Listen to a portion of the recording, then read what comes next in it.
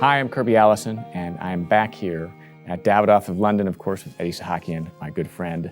The sanctuary that is Davidoff of London from the work of London whenever we're here. And what an opportunity. I always look forward to this, a little bit of civility here inside the walls of these shops in the company of Sahakian and these great smokes. I can't think of a better way to spend an evening, so. It's my pleasure, Kirby. I look forward to it more than you do. I don't know if that's possible. I promise you it is. Well, it's mutual in that case because this has been, one of the rituals of London I think I've enjoyed most, which is the opportunity to enjoy a great cigar here, of course, in Davidoff of London. And even better in yours or your father's company. Thank you, Kirby. I know what your time's like when you're here in London, so these precious hours we spend together really mean the world to me. And again, my thanks and apologies to all your other fans who don't get you for these times. Well, as I always say, smoking is the most civilized way to work. So, here at Davidoff of London, this isn't work. This is a pleasure. Oh, I completely agree with you, Kirby. And I'm very lucky to call smoking homework and the day job, but this is the part that really means a lot to me. Well, I know that your dad, of course, is famous for his really surprising ability to hold on to cigars for a long time. I think if I were in the cigar business, it would be impossible for me to be successful. I'd smoked them all before I ever had an opportunity to age and sell them. And you have New World cigars now, of course. You have an incredible lineup of Davidoff cigars. And of course, you've got the staples from Cuba, the standard production. But one of the things I always look forward to is peeking into the vintage humidor that is hidden so discreetly behind this door, because it's an opportunity for you and your father to rotate stock. So there's always something to discover. So I know you pulled a few things today. I was hoping you might kind of talk us through what is gracing that humidor right now. With pleasure, Kirby. You put your finger on it. The collection is there really to release single cigars for the person who may not be able to access or indeed want a full box of a rare and sometimes difficult to find cigar. We're lucky we get to pick from vintage, limited edition, and or, they're both combined, and of course some lovely regional editions. And as you also noted, my father being the hoarder he is, and I think all cigar smokers are the same, when you get down to your last few boxes, they become incredibly difficult to release. And the only, perhaps, leverage we have to do that is the sentiment and feeling that by doing this, we're spreading joy to perhaps 10 different people who wouldn't otherwise have an opportunity. Well, and it's also where you come in too. I think that twisting his arm and sneaking things out, from the darkness of that is the humidor downstairs up to the beautiful selection you have. So some of these cigars I recognize, few I've ever smoked. So you must talk me through these and tell me what we have. Oh, with pleasure, Kirby. Well, I'm delighted to give you a little selection. I've sort of focused in on the UK regionals here to some degree. Starting on the right, of course, we have the Flor de Cano Gran Cano. This is a 2013 UK regional. I wish I knew how many boxes were made, but I think it's around the 5,000 mark, boxes of 10. Many. Not a lot. It's a slightly longer Robusto, essentially. Okay. Next to it is one of my favorites, the Bolivar Belgravia, released in 2015. And it was the same year that celebrated Hunter & Frankau's 225th anniversary as a Cuban importer. So a really special cigar. It's a Montesco size, so a wide Churchill size in a Bolivar, released for a very special occasion. Next to it is the Bolivar Britanicas. Again, a Bolivar, and this one is a little older. It's 2011, and it's the first time, if I recall correctly, that Hunters and Frankau played with the Cambeza Tombada style. And this is essentially a perfecto-shaped cigar, but with a less severe tapering. Okay. And forgive my Spanish, but I know it means a dropped head. So it's a kind of hybrid between a flat head and a perfecto or torpedo head. And it's not quite a 109 either, which would be even more rounded. Correct. That's right. And of course the size as well, with the 109 length that you would typically find as well. Next to that is the stablemate of this Bolivar, which is the Ramon 225. Ramon Allones, it's a very, very dear brand to, of course, Hunters and Francow, and in particular the Freeman family, and of course Simon Chase, who was instrumental in putting together this blend and building up the backstory to it. It's, again, that same dropped head that you find with the Britanicas. It's a 50 ring gauge. It's a more significant cigar. And it was produced in very special cabinets of 100 cigars. Well, we have one right here on display. We do. And also in some boxes of 25.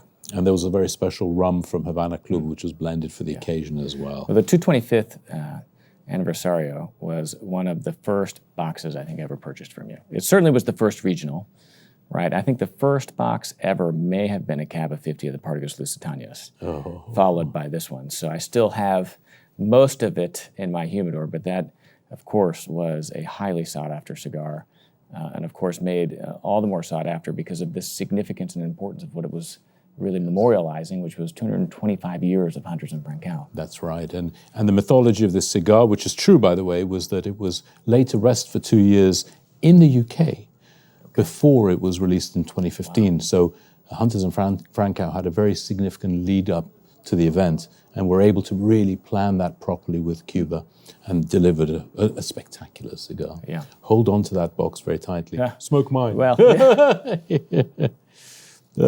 moving along here, there's a bit of a gap, and of course it's figuratively, but also in time. So here, of course, Davidoff No.1. This goes back to 1991, if I recall. Okay. And it's a classic Leguito No.1.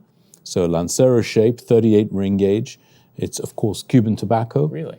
And from my father's own collection. We like to think it's still a smoking cigar. Some of these out in the wild can be past their best smoking moment. Okay. But as you've seen and attested to, the way we keep our cigars downstairs does tend to prolong its life. Yeah. So that's another choice. So these are one of the last Davidoffs to have gotten out of Cuba, right? Yes, correct. I mean, this was the end of that era before Davidoff completely transitioned its production to the Dominican Republic. Is that correct? That is exactly right. Yeah. And it was a sad day in some ways, but also a joyous day in others. It was an opportunity. It was history forgotten, but something has regained or been found again, perhaps, by my father. And really, the way they smoke today is a testament to what Cuba were doing all those years ago, and doing it so well that it's been able to survive 33 years and counting, and still be an enjoyable cigar to smoke. And then right next to it is something only a little younger. It's a Punch Double Corona from 1996. Really? And don't ask me how that ended up in the vintage cabinet, but it did. And it's beautiful smoke. I've had the pleasure of having one not too long ago. And it has that same quality of being a very smokable cigar. It still has a lot to say. I know you're a fan of double Coronas, so it'll be particularly interesting for you. Wow, I mean, look at the banding on that. I mean, again, the old bands, I mean, the yellowing of this Davidoff No.1 and just the gold foiling and just, I mean, you could really see the age even in the band itself. And that's something you can't bluff. You know, we see a lot of purported rare cigars and spectacular vintage cigars out in the market at the moment. And as someone who's seen old cigars, it's very easy to spot when something is suspiciously new. Okay. Not to say it can't be, but normally you cannot fake that. Yeah. There's other things you can fake, but you cannot fake that. Well, what are you going to choose? Make Kirby, you go first. there's no way I'm going to pick a cigar in precedence to you. You're my guest here this evening. I want to take your lead. I mean, this is. I mean, it's always difficult, right? Especially in the company of such magnificent cigars. I mean, the Flor Cano, I've never smoked. And the Bolivar, this first one, this was the Belgravia. The Belgravia. I don't think I've ever smoked that either. Of course, Bolivar being one of my favorite brands. The Punch Double Corona looks pretty magnificent, but you know, at the end of a long day, it might be a little bit too much for me. So I don't know, between the Flor Cano and the Bolivar, Where would you guide me? It's such a close call. I'm tempted to take you to the Bolivar, only because the statue of Simon Bolivar is in Belgrave Square. Okay. And in the coming weeks, there is a momentous event celebrating internationally the importance of Habanos and Havana cigars happening in London, with one of the venues being Belgrave Square itself. Okay. And this cigar was released in the very same gardens in 2015. So if you like a little bit of history repeating itself, go with the Bolivar. If you want to try something you have not touched before, go with the Flor de Cano, a little bit lighter, a little bit more caramelly. The Bolivar, a little bit richer, a little bit more gamey.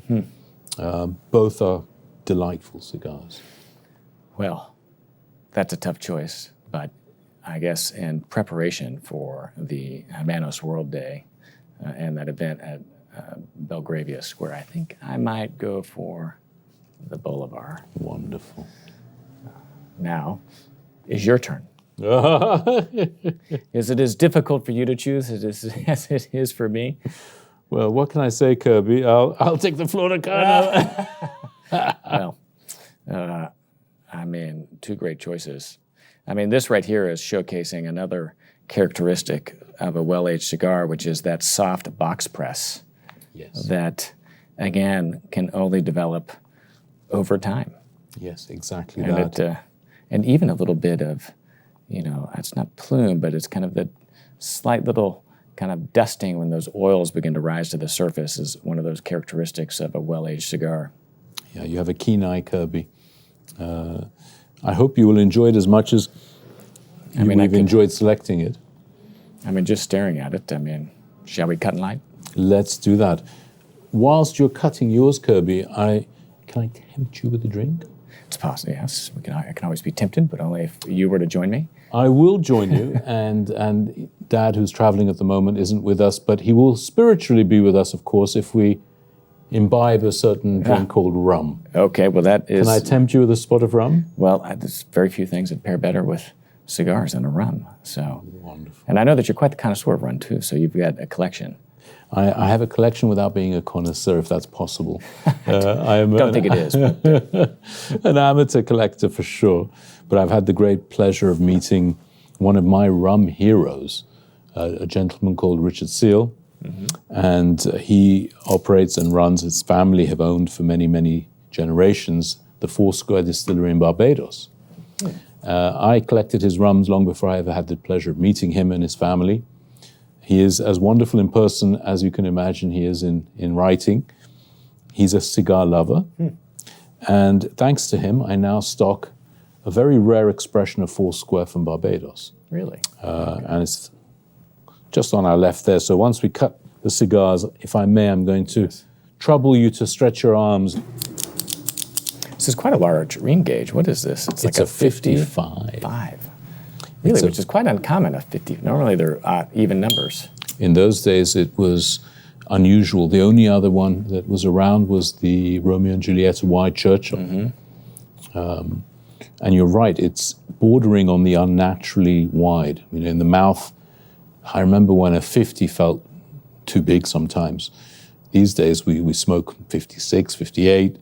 We sort of get on with it. But there's even a rumored Behike 58, isn't there? Something? I've heard that, yes. Have you seen one in the flesh, so to speak? I think I may have seen what was purported to be one, but I've, it's neither confirmed nor denied, from those that were, seeking feedback. Yeah, I'm with you on that. I've heard about it, but haven't actually even seen a supposed sighting. I don't know about you, but I'm in two minds whether the world really needs yet another supersized cigar. I think just a super cigar would be wonderful. It doesn't have to be. Well, at what point does it become ridiculous? What is it that one gets in the ring gauge that you wouldn't otherwise get just in the length?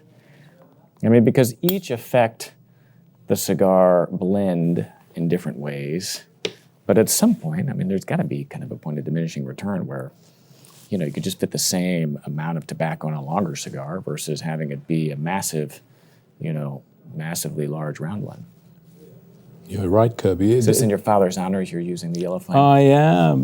Well spotted. He's probably watching us right now on the cameras. He is, I'm sure, approving. And actually, being indoors, having no draft, and in your very special company, it's an indulgence. Oh, this is exceptional. Yeah, back to your question, Kirby. There is a magic ratio. I think for each person, it's different. The length versus the ring gauge. And even the blend, I think, has something to say about that. Some cigars don't necessarily deserve to go into very big formats. Others, seem to improve the bigger they get. But you're right, there's a natural end to that. What are some examples of cigars you would say improve or benefit from a larger ring gauge? Well, for me, Monte Cristo, it's a really unusual example. Back in 2008, we had the Sublimes in Monte Cristo come out. Okay. Now, that's a 54 ring gauge and quite long. It's about six and a bit inches long. It was a monster. It was, the Kraken, as far as I was concerned. And, not a light blend either. So, on first blush, I was expecting a unpleasantly big cigar. But my God, it smoked good. Yeah. My God, the advantage of that, all that gauge and length, is that by the time the smoke hits your palate, it's a very sophisticated combination of flavor and aroma and combustion. And done right, and the blend done in the right way, its development never becomes overpowering. That's my big fear with a very large cigar. By the time you get to the final half even, it's clubbing you over the head. But it never happened with the Monte Cristo. It was very, very elegant. And that happened again with the 520, which was if I'm not mistaken, a 55 ring gauge. So like what you're smoking now, even thicker. Again, very well poised, very well balanced.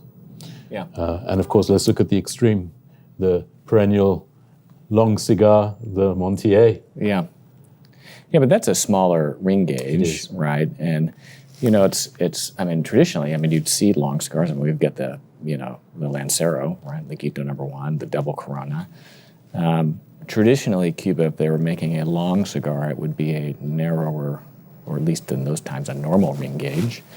And like a great example of, a cigar benefiting from that extra width could be perhaps the Leguito No.1 from Cohiba compared to the Trinidad Fundadores. Effectively the same cigar. Made in the same factory. The original Trinidad Diplomaticos were a 38 ring gauge as well. But whenever they decided to launch the Fundadores and release that to the general market, they increased, the story goes that they wanted something that was slightly more approachable. And so they increased the ring gauge from a 38 to a 40 to allow the addition of the Ligero? What's the sweeter leaf? That possibly the Volado. Not the Seco? The Seco. The Seco. Yeah, to allow the addition of Seco, which is the sweetest of the leaves that Cuba uses to blend their Habano cigars, that the Cohiba Leguito No.1 didn't have. Ah, I didn't know that at all. Same length, but completely different cigar. Yes.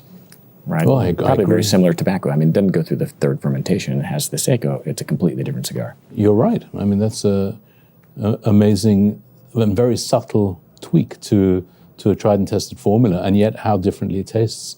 Yeah. I've had the incredible honor of tasting diplomatic and non-diplomatic from almost a similar period. No kidding. So 3 or 4 years apart. Really? So you've smoked a diplomatic Yes. Trinidad.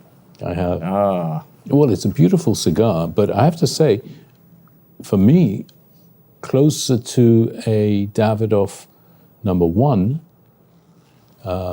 in personality. For me, the Davidoff No.1 in its earlier periods, so when I was smoking those in, give or take, the mid-90s, it would have been considered a relatively young cigar, 5, 6, 7 years old. It had that hint of caramel that I get from Trinidad, and not the punch in the face that you can sometimes get from a young Cohiba. Yeah. And that for me was a distinction between the Davidoff blends in those sizes made in El Higuito and of course the subsequent Cohibas that were coming out. Yeah. So maybe that's the missing link, something in between. That's interesting. Well, now that we've got these beautiful cigars lit, and I couldn't allow you to move on to the rum until you were smoking with me. Otherwise, I'd get nervous. Talk to me a little bit about this beautiful bottle, because as you said, I know that you do have a modest collection. Yes.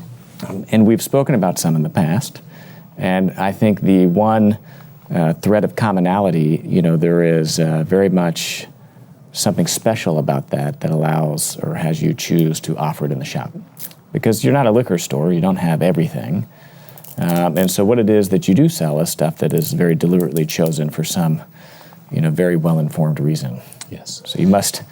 The Lake District wasn't the lakes whiskey. Yes. That we had, I think last year. Was amazing. I can't wait to see what this tastes like. Well, let me give you a little bit of information, perhaps, on what we have here. It's called the Covenant, and it's a series from the Exceptional Cask Selection. This one is number 23. And the intent and idea behind this is Richard putting together some extraordinary single casks, combinations of single casks, which is quite unusual in the rum world. Rum is very often a blended product. But he saw the potential there long before much of the market did. And he makes rums that I can best describe as being highly sophisticated, nuanced, rich, traditionally sweet, but not sickly sweet the way some rum can be. Yeah. It has much more personality to it. Its chemical composition is all natural. There's no chill filtration, and it's intending and trying to express the personality of the sugarcane, of course, that underpins it, the distillation processes that are getting used. So this is a combination of a couple of barrels that have gone through pot and column still distillation. So both types of distillation that you will find being used in the rum world. Quite unusual. The cask aging is 18 years, and that's no kidding. Quite an old rum. What do they call it? The angel share? The angel share. And of course, it's an ex-bourbon cask, so you will undoubtedly pick up some bourbon personality there. And so how many different rums... Ooh, wow, thank you. How many different rums from Foursquare do you carry in the shop? Not a lot. I have just one official bottling as things stand, which is this one. Really? And I have a secondary one, which is not really one I carry in the shop, but it's a gift from Richard himself. It's another one of their very rare bottlings that they do with a company called Velier. I was very, very lucky to receive that. And I have a few more in my own personal collection. The Foursquare rums are really collectible because they're very accessible at a price point when they come out. What I love about Richard's philosophy is that his rums are made to be enjoyed. He doesn't want people to hoard them and collect them and put them away, so the price points is accessible. He makes them widely distributed, and I think he encourages people who are going to be putting them out for sale. So that's what we do. They go really well with the cigar. They have a bit of punch. It's 58%. Yeah, that's quite... But it has a beautiful nose. Well... the honey and the caramel, It's complex, isn't it? You're right. Well... There's for me, there's a little bit of some cherry there, some stewed cherry. There's definitely the vanillas and the caramels from the bourbon casks.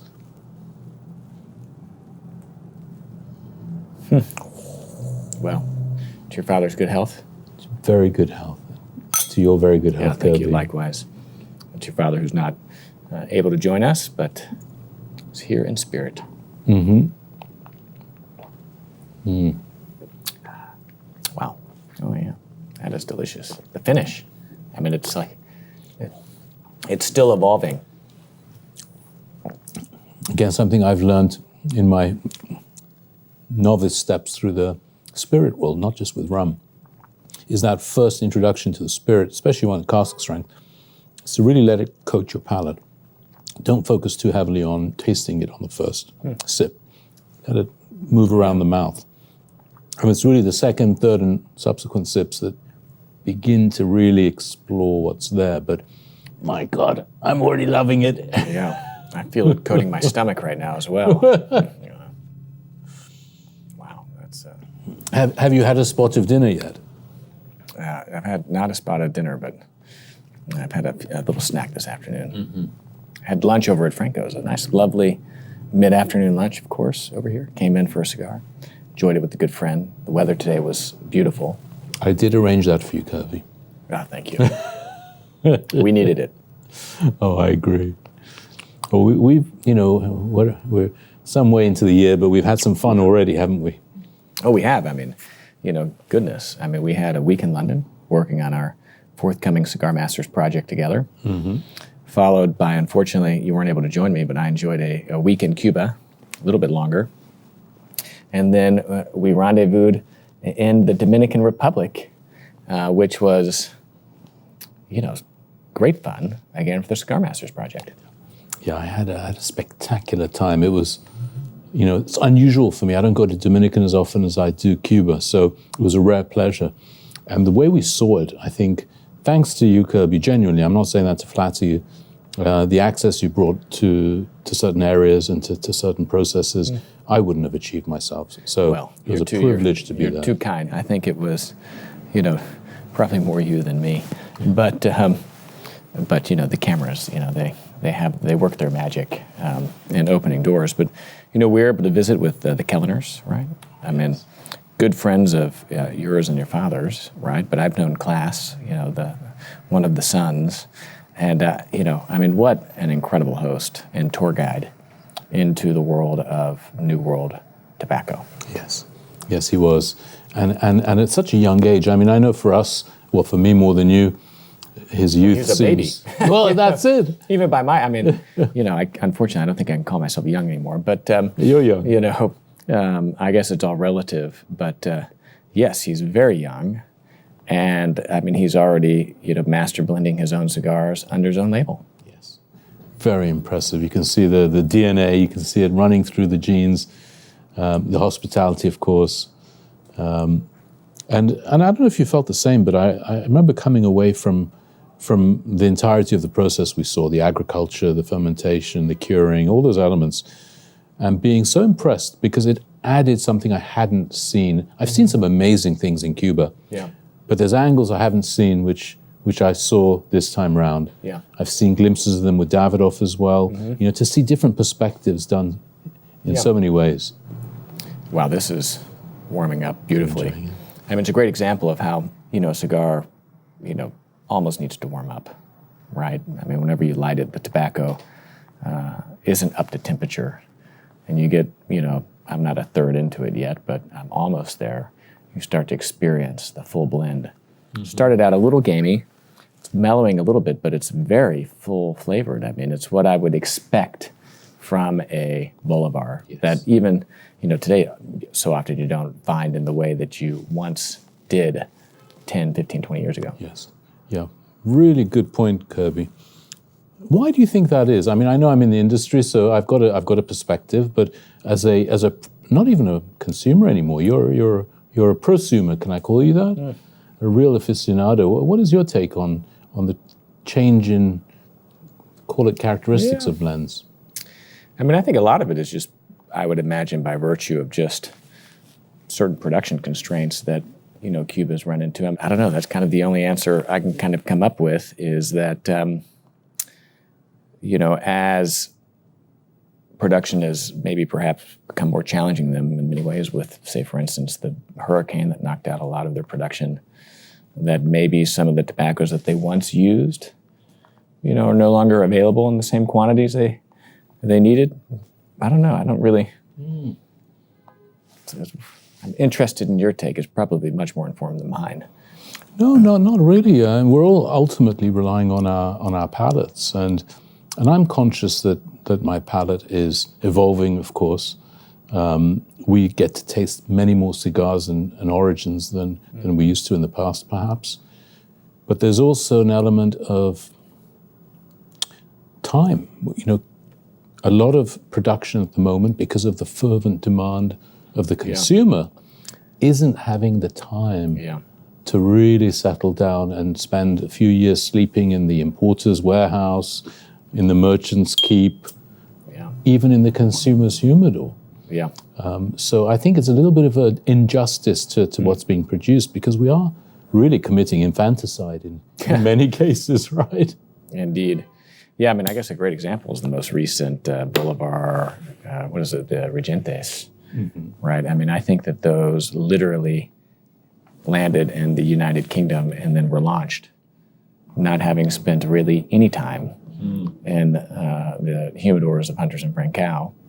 And like what you described, I mean, just the demand has increased the velocity of sales. And so whereas before you could go into a humidor and find box dates from 2018, I mean, that was part of the fun of hunting, right? Is kind of seeking out those older box dates. I mean, now it's exceptionally rare to find a box date for sale inside of a humidor that's more than 1 or 2 years old. You're absolutely right. Will we ever see those days again? I mean, Well, I mean, I was a member of a club in college, and they used to say, this kind of joke that when the club was a club, kind of referring to, the perpetual perspective that things never are as they were. And I think, unfortunately, whenever, you fall in love with something like Cuban tobacco, and as you age in your journey, things never are as they were. And, I think maybe a certain beauty to embrace versus to begrudge in the fact that it is evolving. And, there's many things today that we enjoy that 10 or 15 years ago you couldn't have found. I mean, incredible variety of regionals and limited editions, and the variety that, Habanos is putting out is, unparalleled compared to 20 or 30 years ago. I mean, it's hard to believe that like a brand like Trinidad didn't exist, before 98.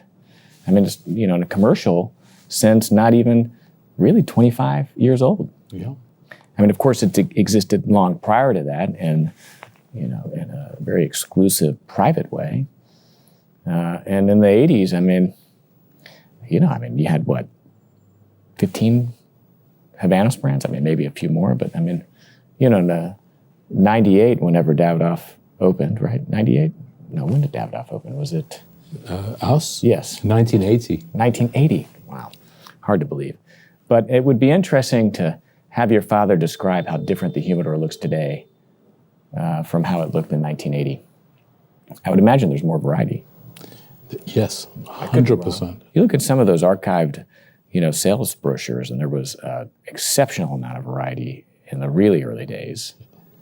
You have to go back to pre-revolution when, one brand could fill a shop, let alone multiple brands. We did have brands like Dunhill could fill a shop.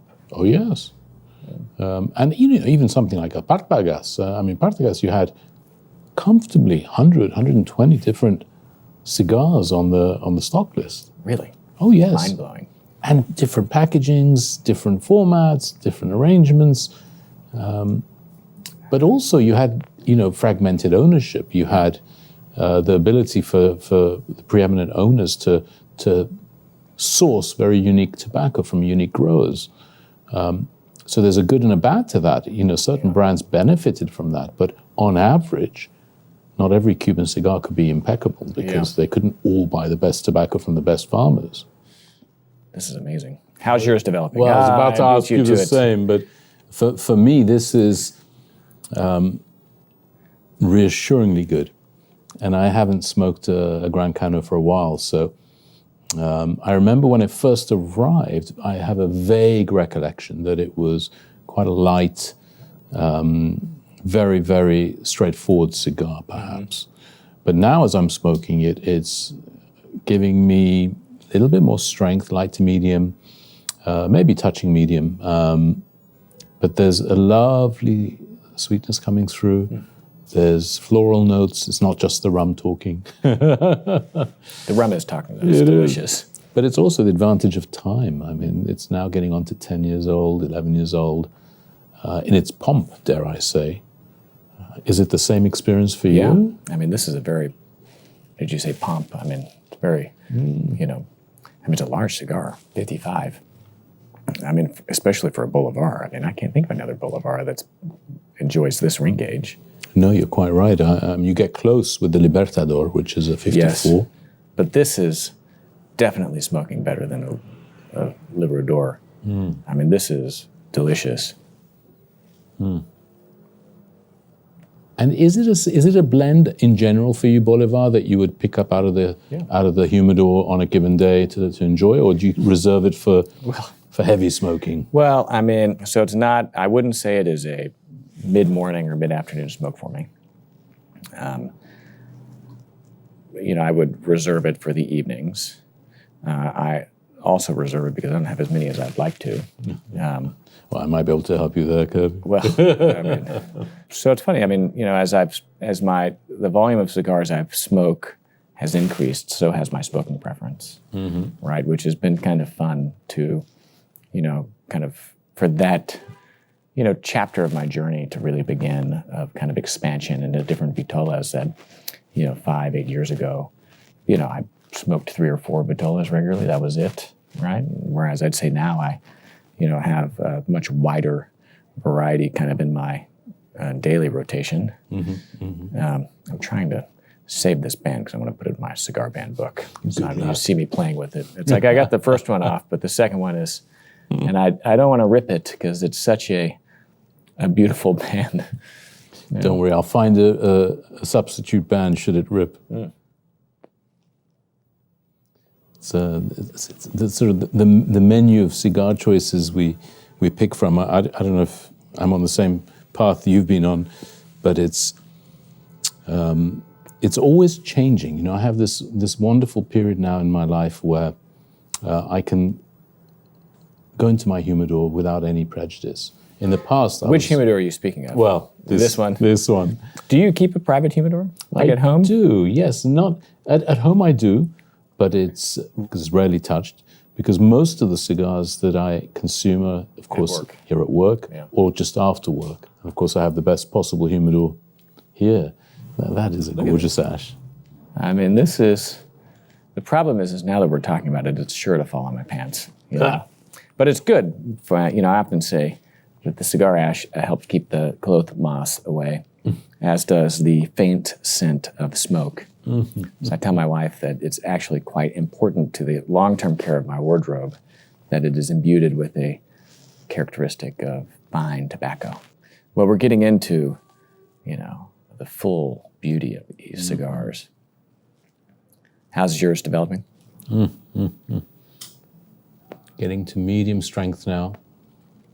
A little bit of delicious spice coming through. Very well balanced. You know, my hat's off. Flor de Cano is not a brand that is often admired by cigar smokers or noticed, but in the regionals, it stands out. Well, it's not even a cigar, I think, that is part of the UK market, is it? There's one Vitola, I think, that's in standard production in the UK market, but you're right. You really only ever find it in regionals. Which is the beauty of the regional program, is the opportunity to showcase some of these slightly more inaccessible or less popular brands and offer a variety of vitolas that, if you were to take them in the aggregate, would really compare to maybe what you would have found, you know, pre-revolution with all this variety. And so it's fun. I mean, there's a friend joining us today from Germany that brought a box of the Diplomáticos Grandes, right, or the Gigantes. What is it, the Gigantes? I think it's the Diplomático Grandes, which is a Lancero. That's a legendary cigar already. Well, I think of the El Rey de Mundo La Reina, right? Again, Lancero. That was, you know, I think in many ways put the Lancero back on the collector's map. And then to see another regional, right? And I guess they're so difficult to make that, you know, maybe Cuba is a little reluctant or hesitant to commit themselves to standard production, because you really only see that in the Trinidad Fundadoras and the Ligito No.1. Yes, that's right. You're spot on. It's a ultimate expression of the torcedor's craft, but it's also a highly inefficient way to resource production. Yeah. Well, Eddie, what a treat. This is, always something I look forward to. It's, to call it work would be, to completely misrepresent, how enjoyable this is. And it's great to be back in London. It's great to be enjoying a cigar together. And thank you for this beautiful rum and for this beautiful kind of tour through some of your incredible selection of vintage cigars that you offer here at Davidoff of London. My dear Kirby, it's a pleasure, an honor to spend time with you. And these conversations are the closest thing to meditation I think I achieve in my busy week, month, year. So thank you. It's been a real pleasure. Looking forward to the next one already. Absolutely. I can't think of a better way to enjoy myself at the end of a long day than such a beautiful cigar and such great company. And of course here within the walls of Davidoff of London. So thank you.